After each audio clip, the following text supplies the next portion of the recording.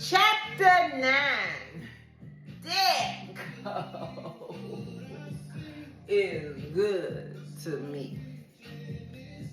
So my house get broken into. When I had went to the Black Friday sale, I bought a couple, this is, those flat screens and stuff getting big. A couple of those. I bought some laptops and some printers, and I set it into my living room. Again, it's glass, but again, you can't see what's in there unless you at the door.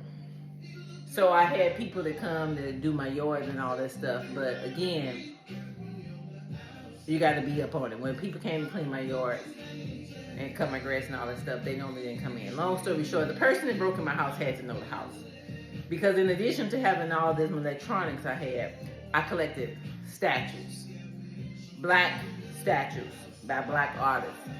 And these statues are worth money. Some of them worth as much as $25,000 because my house was like a little museum, an art collection. So I got all these statues around, which he never understood them because he didn't know art, and that's fine. Everybody don't know art. I also had right on the table in the I had $1,000 in cash, and they came in through the back. But anyway, they broke in through the back, kicked the door in. And you could tell, even the cops did when they came, they said it was a one-person job. Yes, my alarm went off. But a person knows when the alarm go off, the police don't come right away. They call, they know the process or whatever. So when you break in, it's going to be a good 10 minutes, seriously, before authorities come to your house. So they had some time. So the way the kick was and everything or whatever, because he kicked that motherfucker in or whatever, they were so focused on the stuff, didn't even see the money. $1,000 right there. And again, one statue is worth more than everything they stole. So again, you can tell. So technically, they never found out who broke into the house. But I knew. I knew it was Barney.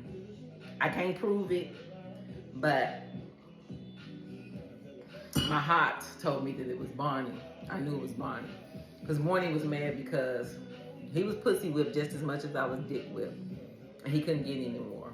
He had to give up the lifestyle that I created for him because I was taking him shopping and flying him around because the dick was so good. So his only purpose, all he had to do was fuck me and make me feel good, and he got the world. He had it easy, right? He even quit his job. He was making a little minimum wage job with it. He went shit. Well, nigga, I can buy you, whatever. Put this aside. So his purpose, more so for him was to please me. So when I got rid of him, he like, I ain't got no job. I ain't got no pussy. Not at least your pussy. He had wrecked his cars, didn't have no cars or anything, whatever. So, he wanted me. He's pussy whipped. But see, at this point in my life, I'm getting to the point to where, yeah, dick is good to me, but I realize all the good dick that I've had has had some type of toxicity to it.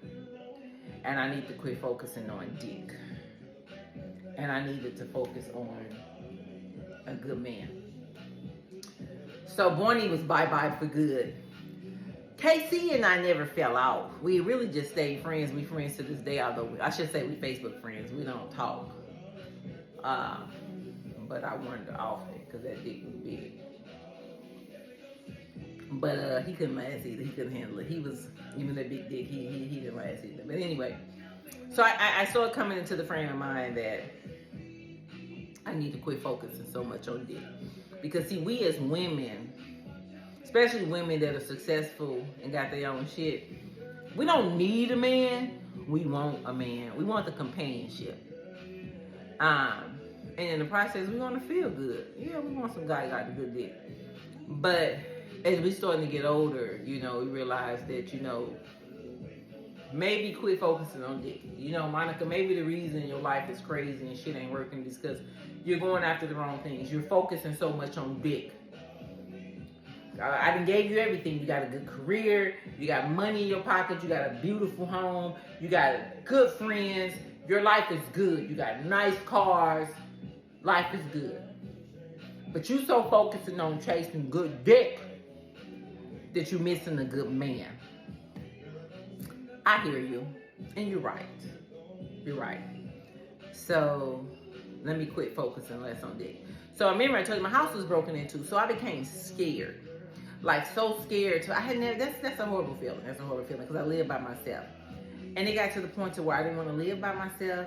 I was looking over my shoulder. I didn't want to drive. I always thought somebody was after me. So a few chapters ago, I told you about a friend that I had, a friend that, you know, we used to get a little busy sometimes, you know, but we were still friends, you know, we were just friends with benefits.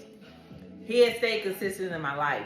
He did. He stayed consistent in my life. And I, you know, was telling him what was going on. He used to tell me about his women and everything. So when my house got broken into, I turned to him. And immediately, just like that, because he was also my friend, he came straight over. Because me and him had a connection. It wasn't about sex. We just had a connection. We had a connection. And he seen how scared I was. He hugged me. He was like, Monica, I'm not going to leave your side. He went and he got me a gun. And he's got me classes or whatever to shoot the gun. Because he was genuinely worried about me. I remember I used to be in church like this or whatever. So and at the time he was a trustee in church, and he's like, I'm gonna take care of you. I got you. So he was my best friend. He was my best friend, and him and I became very, very close. We became closer, and he looked out for me. And again, it wasn't about the dick. It wasn't about the dick. He was very, very compassionate.